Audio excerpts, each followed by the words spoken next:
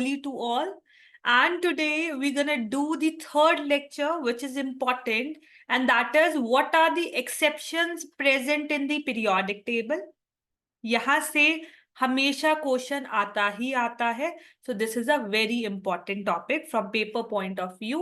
तो जब तुम ये लेक्चर देख लोगे ना, तो वन क्वेश्चन तो बिल्कुल करेक्ट करके आओगे पेपर.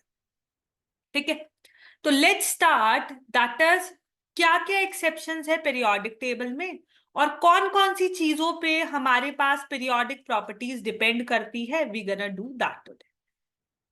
तो अगर हम बात करें, सबसे पहली बात है that is of size.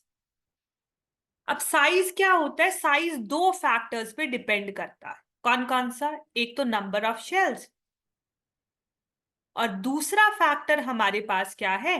That is your nuclear charge. Nuclear charge के बारे में मैंने पिछली वीडियो में करवाया था. अगर किसी बच्चे ने वो वीडियो नहीं देखी है तो वो प्लीज जाके पहले वो देख ले, उसके बाद फिर लेक्चर देखना. तो मैं क्या बता रही थी कि जो साइज है वो दो फैक्टर्स पे डिपेंड करता है. That is your number of shells and the nuclear charge. जब भी हम बात करें किसकी, जैसे नंबर ऑफ शेल्स होता है ना, नंबर ऑफ शेल्स जो होंगे वो डायरेक्टली प्रोपोर्शनल होते हैं साइज के. दैट मीन्स अगर हम नंबर ऑफ शेल्स ज्यादा है तो साइज क्या होगा? ज्यादा होगा. अगर नंबर ऑफ शेल्स कम तो साइज क्या होने वाला है? कम. Second thing is what? Second thing is your nuclear charge. Nuclear charge हमेशा ही इनवर्सली प्रोपोर्शनल होता है साइज के. सो अब हमारे पास क्या देखना है कि जब भी हम ना डाउन द ग्रुप जाते हैं, whenever we go down the group, जैसे अगर मैं ग्रुप नंबर 1 ले लूं, लीना की रूबी से friendship, friendship being radio active. Lithium की कॉन्फ़िगरेशन 2s1, सोडियम की 3s1, पोटेशियम की 4s1, रुबीडियम की 5s1, सीजियम की 6s1, फ्रेंशियम की 7s1. जहां 2, 3, 4, 5, 6, 7 तुम्हारे प्रिंसिपल क्वांटम नंबर है. जब भी, और ये मुझे किस चीज के बारे में बताता है? ये जो नंबर्स है ये मुझे बताता है about the number of shells. तो मुझे दिख रहा है नीचे जाने पे हमेशा क्या होता है? नीचे जाने पे हमेशा क्या देखने को मिलेगा? कि साइज हमेशा बढ़ता है. और साइज बढ़ने का रीजन क्या होने वाला है? That is number of shells बढ़ते हैं. क्योंकि बढ़ तो न्यूक्लियर चार्ज भी रहा है ना. लिथियम का एटॉमिक नंबर 3, सोडियम का 11, पोटेशियम का 19, रुबीडियम का 37, सीजियम का 55 and so on. Nuclear charge बढ़ रहा है, पर एक्सपेरिमेंटली देखा गया था कि साइज नीचे जाने पे बढ़ता है. तो मैंने बोला न्यूक्लियर चार्ज तो रीजन होता है साइज के कम होने का, क्योंकि इनवर्सली प्रोपोर्शनल थे ना. तो रीजन क्या होगा? नीचे जाने पे साइज क्यों बढ़ता है? क्योंकि हमारे पास number of shells goes on increasing. यहां नंबर ऑफ शेल्स 2, यहां 3, यहां 4, यहां 5, इधर 6 और इधर 7 होने वाला है फर्स्ट. ठीक है. अब अगर हम बात करें किसकी? Down the group. So this is my down the group. अगर हम बात करें डाउन द ग्रुप की तो हमेशा क्या करता है? साइज बढ़ता है. डाउन द ग्रुप क्या करने वाला है? साइज बढ़ेगा. अगर हम बात करें across a period, this is my period. Across a period अगर मैं देखूं तो पीरियड में हमारे पास क्या होता है? जरा चेक करना. If I talk about the period, तो पीरियड के केस में क्या देखने को मिलेगा? जब हम पीरियड की बात करते हैं,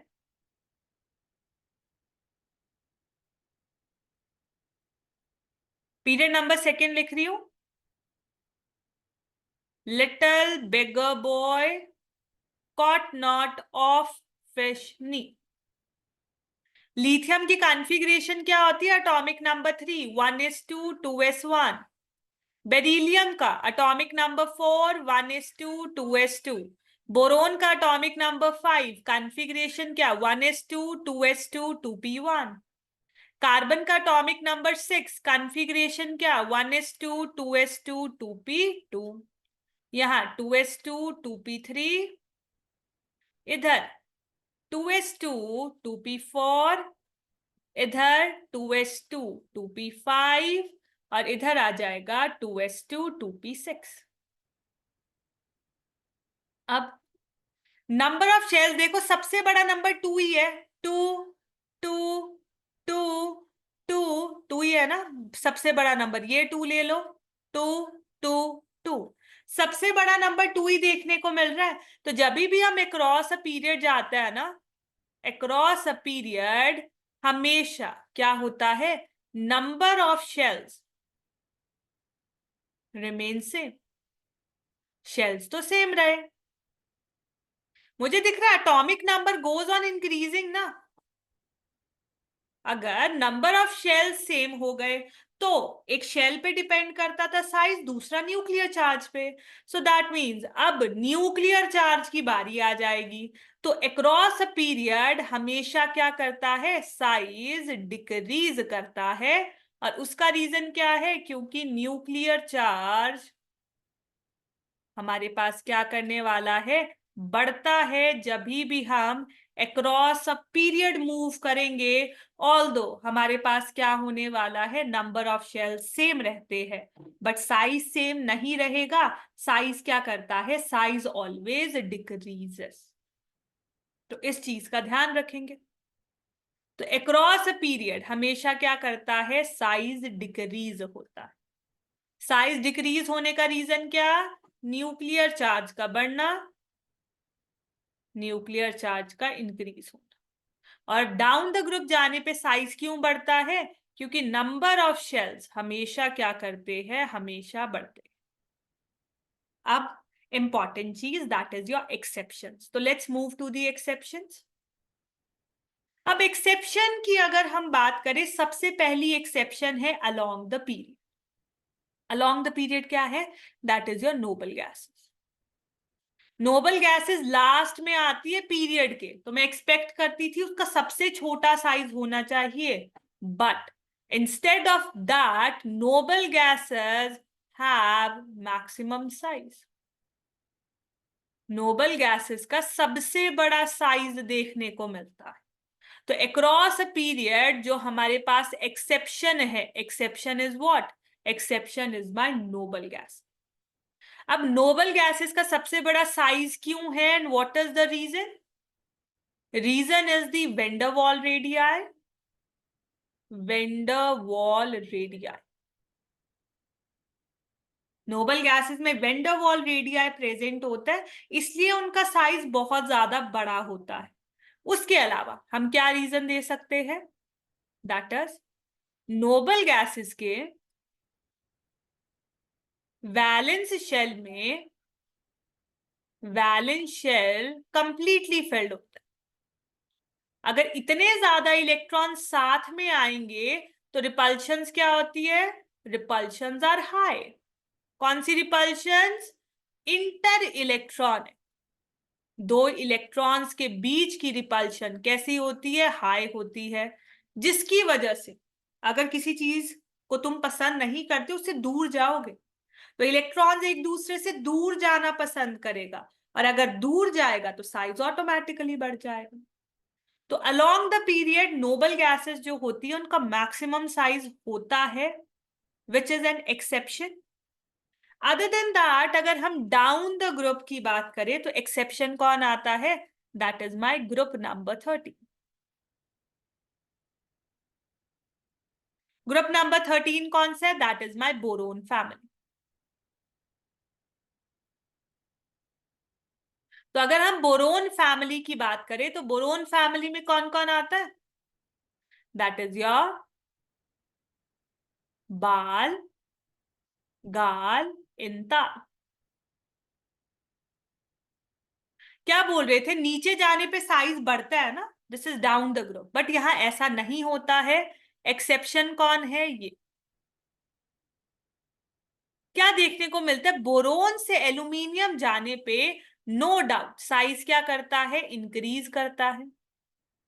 पर जब एल्यूमिनियम से गैलियम जाते हो ना, साइज क्या कर जाता है? साइज डिक्रीज कर जाता है। और फिर जब तुम नीचे जाओगे साइज फिर से इंक्रीज हो जाएगा। अब इसका रीजन क्या है? What is the reason? तो चेक कर। एल्यूमिनियम का जो साइज है वो ग्रेटर देन गैलियम होता है, विच इज एन एक्सेप्शन।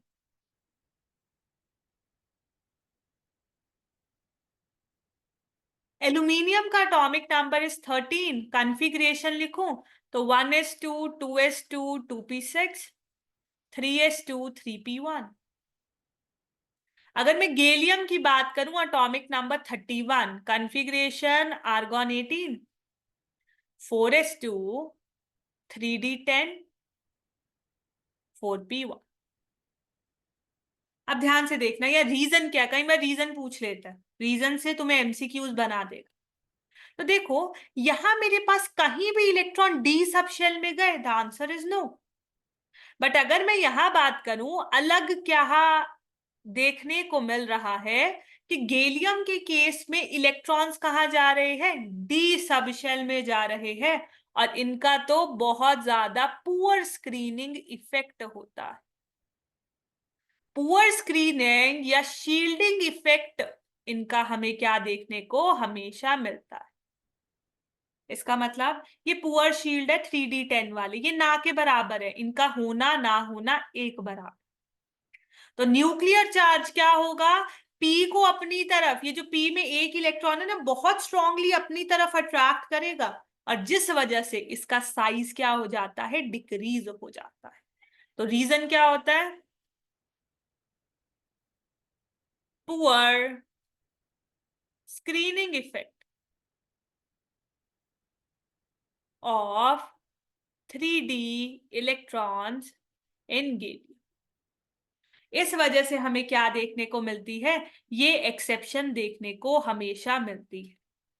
ठीक है, तो पहली एक्सेप्शन तो ये है विच इज इंपॉर्टेंट। उसके अलावा अगली चीज हमारे पास क्या है? That is what? That is my ionisation energy. तो अगर हम आयोनाइजेशन एनर्जी की बात करें, आयोनाइजेशन एनर्जी पहला होता क्या है? तो आयोनाइजेशन एनर्जी हमारे पास क्या होता है? Amount of energy required. तो ये क्या होता है? Amount of energy required to remove the electron.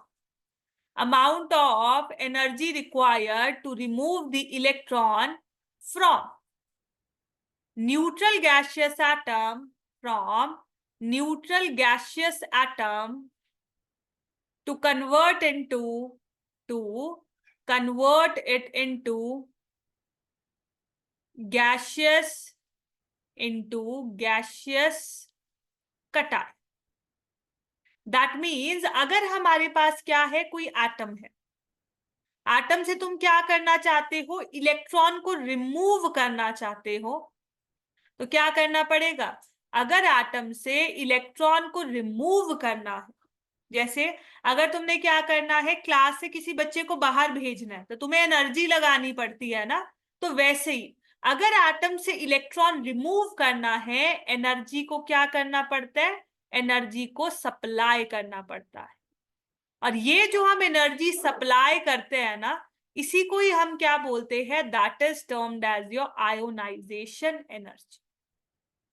तो अगर हम आयोनाइजेशन एनर्जी की बात करें, तो कोई भी एटम है, अगर उससे इलेक्ट्रॉन को निकालना है, तो हमें क्या प्रोवाइड करना पड़ेगा? Ionisation energy.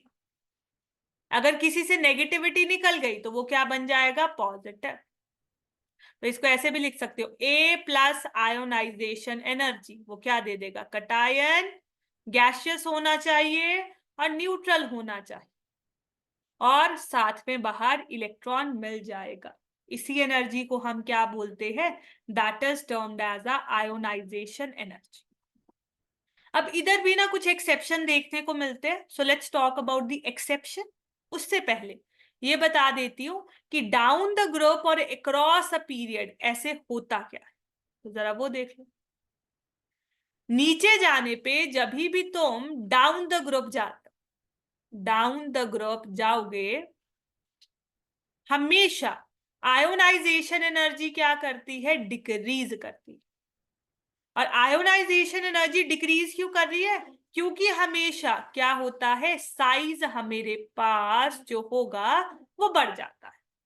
अब अगर हम साइज की बात करें, साइज बढ़ गया तो न्यूक्लियर चार्ज का इन्फ्लुएंस कम, इलेक्ट्रॉन निकालना क्या हो जाएगा, इजी हो जाएगा। पहली चीज, down the group ionisation energy decrease करती है। अक्रॉस पीरियड आयोनाइजेशन एनर्जी हमेशा बढ़ती है। रीजन क्या है, क्योंकि साइज हमारे पास डिक्रीज कर जाता। एक और चीज बताती हूँ, आयोनाइजेशन एनर्जी जो होता है ना, वो इनवर्सली प्रोपोर्शनल होता है रिएक्टिविटी के। तो अगर हम रिएक्टिविटी की बात करें, डाउन द ग्रुप जाने पे आयोनाइजेशन एनर्जी कम हो रही है। अगर आयोनाइजेशन एनर्जी कम हो रही है तो रिएक्टिविटी क्या हो जाएगी, रिएक्टिविटी बढ़ जाएगी। तो आयोनाइजेशन एनर्जी डिक्रीज होने से रिएक्टिविटी क्या होने वाली है, इंक्रीज हो जाएगी। तो नीचे जाने पे रिएक्टिविटी बढ़ जाएगी। तो सीजियम, अगर मैं ग्रुप नंबर 1 की बात करूं, caesium most reactive, reactivity order की बात करूं तो सीजियम सबसे ज्यादा रिएक्टिव। फिर हमारे पास कौन सा आएगा, रुबीडियम, फिर आ जाएगा, ये देख लो, ये था ना लीना की रूबी से, तो सीजियम सबसे ज्यादा, फिर रुबीडियम, फिर पोटेशियम, फिर sodium, and then comes your lithium. तो ये तुम्हारे पास क्या हो जाएगा, रिएक्टिविटी ऑर्डर हो जाएगा। इनफैक्ट सीजियम को ना, जो सीजियम है, सीजियम को यूज करा जाता है किस पे, used in photo electric sales. और इनको हम फोटो इलेक्ट्रिक सेल्स में क्यों यूज करते हैं, क्योंकि इससे इलेक्ट्रॉन रिमूवल क्या होता है, इजी होता है। और इलेक्ट्रॉन रिमूवल इजी क्यों है, क्योंकि इसकी लो आयोनाइजेशन एनर्जी होती है। तो कई बार ये भी पूछ लेता है कि सबसे आसानी से इलेक्ट्रॉन रिमूवल कहाँ होता है, फोटो इलेक्ट्रिक इफेक्ट सबसे आसानी से कौन दिखाता है, सीजियम मेटल शो करता है। ठीक है, अगर हम आयोनाइजेशन एनर्जी की बात करें अक्रॉस अ पीरियड, तो आयोनाइजेशन एनर्जी क्या करती है, बढ़ती है, क्योंकि साइज हमेशा क्या करता है, डिक्रीज करता है। कुछ एक्सेप्शंस है इधर भी, क्या एक्सेप्शंस है, लेट्स सी। तो अगर मैं अलोंग अ पीरियड एक्सेप्शन की बात करूं, सबसे पहले कौन सा है, नोबल गैसेस। नोबल गैसेस की अगर हम बात करें, इनकी आयोनाइजेशन एनर्जी, इनफैक्ट ये एक्सेप्शन भी नहीं है, नोबल गैसेस का पता होना चाहिए, इसकी आयोनाइजेशन एनर्जी मैक्सिमम होती है। रीजन क्या है, बहुत ज्यादा क्या होती है, स्टेबल इलेक्ट्रॉनिक कॉन्फ़िगरेशन होती है। और अगर हमारे पास स्टेबल इलेक्ट्रॉनिक कॉन्फ़िगरेशन देखने को मिले तो कोई क्यों अपना इलेक्ट्रॉन देके अनस्टेबल होना चाहेगा। तो नोबल गैसेस के लिए आयोनाइजेशन एनर्जी मैक्सिमम क्यों होती है, that is due to the stable electronic configuration. अच्छा, अब हम बात करते हैं जरा एक्सेप्शन के बारे में, दैट इज, अगर हम बात करें बेरिलियम, बोरोन, और दूसरी एक्सेप्शन कौन सी है, nitrogen and oxygen. So this is your exception 1, और ये कौन सी है हमारे पास, एक्सेप्शन 2। तो है क्या एक्सेप्शन, अगर हम बेरिलियम की बात करें एटॉमिक नंबर 4, बोरोन का एटॉमिक नंबर 5। बेरिलियम की कॉन्फ़िगरेशन 1s2 2s2, बोरोन की 1s2 2s2 2p1। तो इलेक्ट्रॉन रिमूवल की अगर हम बात करें, एस जो होता है ना, एस इज मोर पेनिट्रेटेड, ये ज्यादा पेनिट्रेटेड होता है। पेनिट्रेटेड का मतलब क्या, ये ज्यादा क्लोज होता है टू द न्यूक्लियस। और अगर कोई न्यूक्लियस के पास है ना, तो वहां से इलेक्ट्रॉन को रिमूव करना मुश्किल हो जाएगा, तो ज्यादा एनर्जी देनी पड़ेगी। तो बेरिलियम की आयोनाइजेशन एनर्जी हमेशा ज्यादा होती है बोरोन से। हम तो बोलते हैं क्रॉस अ पीरियड बढ़नी चाहिए, हम तो बोरोन की एक्सपेक्ट करेंगे कि ज्यादा होनी चाहिए as compare to beryllium. But beryllium की आयोनाइजेशन एनर्जी ज्यादा होती है क्योंकि एस वाला ज्यादा पेनिट्रेटेड होता है, न्यूक्लियस के पास है, तो मोर एनर्जी देनी पड़ेगी। More energy for electron removal is to be given, is to be given. यहां देखो, लास्ट इलेक्ट्रॉन किस पे है, पी वाले में है। और अगर हमारे पास पी वाले में है, इसका मतलब ये क्या होते हैं, लेस पेनिट्रेटेड, मतलब न्यूक्लियस से दूर है थोड़ा, तो यहाँ हमें इलेक्ट्रॉन रिमूवल के लिए कम एनर्जी देनी पड़ेगी। Low energy is to be supplied. तो फर्स्ट एक्सेप्शन तो ये है।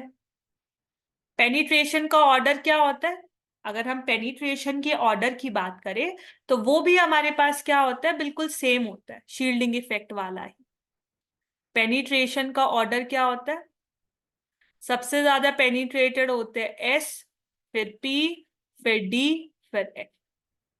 And by penetration what do I mean, closeness to the nucleus. ठीक है। अब दूसरी एक्सेप्शन क्या थी, नाइट्रोजन और ऑक्सीजन। एक्सेप्शन नंबर 2, नाइट्रोजन का atomic number 7, configuration as 1s2 2s2 2p3। Oxygen की 1s2 2s2 2p4। अब जब हम पी की बात करते हैं ना, पी में 3 इलेक्ट्रॉन, सिमेट्रिकल है ना। मान लो 3 बच्चे थे, तुमने तीनों को एक एक टॉफी दे दी, तो this is what, this is very symmetrical arrangement. और अगर कोई चीज सिमेट्रिकल होता है, this is what, this is more stable. अगर मैं 2p4 की बात करूं, चेक करना, 1 2 3 और 4, क्या ये सिमेट्रिकल है। 3 बच्चे थे, तुमने भेदभाव करा, एक को 2 टॉफी दे दी, दूसरों को एक एक ही दी, ये तो लड़ने लग जाएंगे कि उसको क्यों 2 दी। तो ये क्या है, less symmetrical.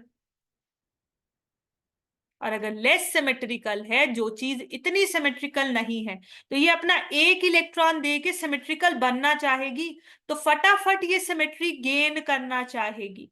So that means अगर हम ऑक्सीजन की बात करें ना, ऑक्सीजन के केस में less energy is to be supplied for removal of electron, for electron removal. तो यहां भी यही हुआ, नाइट्रोजन की हमेशा आयोनाइजेशन एनर्जी ज्यादा देखने को मिलती है as compare to the oxygen. ठीक है, तो पहले तो यही एक्सेप्शंस है। उसके अलावा अगर हम बात करें किसकी, down the group, down the group कहाँ एक्सेप्शन देखने को मिलती है, ग्रुप नंबर 30। लिख लो, बाल, गाल, इंतार। मैंने क्या बोला था, नीचे जाने पे हमेशा आयोनाइजेशन एनर्जी डिक्रीज करती है, तो बोरोन से एल्यूमिनियम तो डिक्रीज करती है, एल्यूमिनियम से गैलियम इंक्रीज करती है, गैलियम से इंडियम क्या करती है, डिक्रीज, और इंडियम से थेलियम फिर क्या करती है, इंक्रीज करती है। तो यहां 2 एक्सेप्शन होती है। एक्सेप्शन क्या है, आयोनाइजेशन एनर्जी ऑफ गैलियम बड़ी होती है एल्यूमिनियम से, और आयोनाइजेशन एनर्जी ऑफ थेलियम बड़ी होती है एज कंपेयर टू इंडियम। नीचे जाने पे डिक्रीज करनी चाहिए, पर 2 एक्सेप्शन होती है, और यहां रीजन क्या होता है, poor screening effect, poor screening effect.